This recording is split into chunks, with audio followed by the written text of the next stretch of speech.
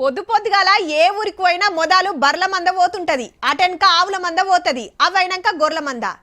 ఊరవతల గుట్టలు అడవుల పొంట పోయి పొద్దుందాకా మేపుకొని మాపటిల్లి మళ్ళా ఇంటితో పడతారు.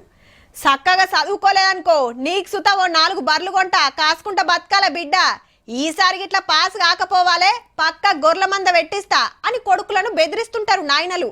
అంటే గొర్రెలు బర్లు కాస్తోళ్ళంతా చదవబ్బనోళ్ళ అని గరానికొచ్చారు. ముచ్చట చూడురి మొదలు. ఏమున్నది, గొర్రెలను మేపుకొచ్చి దొడ్ల తోలినట్టుర్రు అంటురా. మంచిగా చూడుర్రి, ఏక్ నెంబర్ షెడ్డులున్నాయి. అటు బాదుక్కొన్ని ఇటు బాదుక్కొన్ని, మళ్ళా అన్ని ఆటపోతులేనులో. నల్గొండ జిల్లా కొంపలిలా గిసారే పెంచుతున్నాడు. పేరు శ్రీనివాస్ రెడ్డి.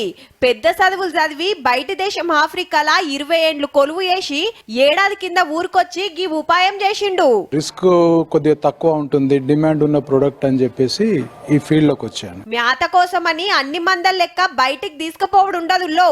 ఫామ్ హౌస్ లిడిస్తే అండ్లనే తిరుగుతుంటాయి. అట్లా అని గడ్డి మేసుడు ఉండది, వాటికి సపరేట్ దాన పెడతారు. హగో ధోని అసంటి దాంట్లో ఇట్లా గుమ్మరియంగానే తల్లు కూడా తలుగుతున్నాయి. ఉంటుంది ఒక 10% కూడా గ్రాస్ ఫీడింగ్ ఉండదు. సో 80 to 90% మేము టీఎంఆర్ డ్రై ఫీడ్ మీదనే పెంచుతాం గొర్రెలని. కంప్లీట్ టీఎంఆర్ అంటే టోటల్ మిక్స్డ్ రేషన్ అని వస్తుంది. 15 కిలోలున్న పొట్టెలు తెచ్చి మంచిగా మేపితే 3 నెలల్లో 30 కిలోల వజన్ వస్తాయట. కిలోకు 400 వేసుకున్న ఒక్క పొట్టేలకు 9-10 వేల లాభం వస్తుందట.